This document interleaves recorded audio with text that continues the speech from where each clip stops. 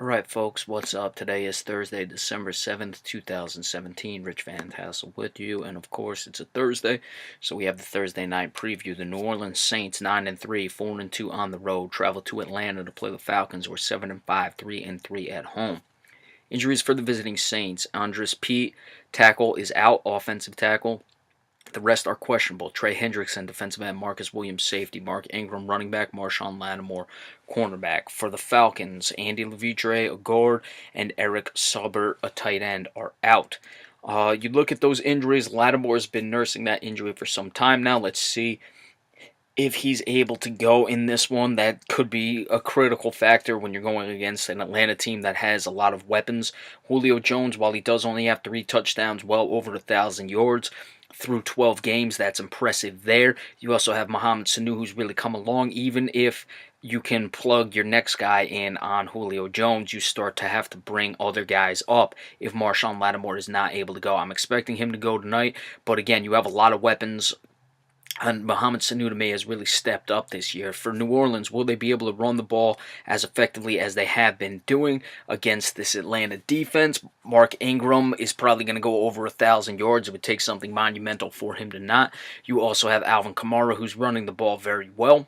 Mark Ingram, almost 400 more yards, about 350 more yards than Devontae Freeman, the leading rusher for the Falcons. But, of course, they go back and forth with him and Tevin Coleman.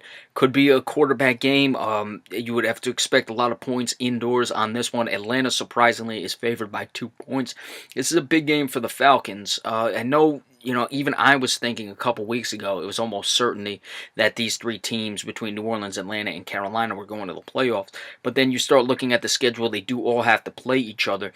If Atlanta drops this game, they're 7-6. They do have the tiebreaker against Seattle, hold the tiebreaker against Dallas, but you have some more games down the stretch. Of course, Carolina has a few tough games. So those are all things to look at in this one. It's a tricky game. I've gone against the Saints a few times. They got the win last week against the Panthers. They're playing very well. That defense has stepped up.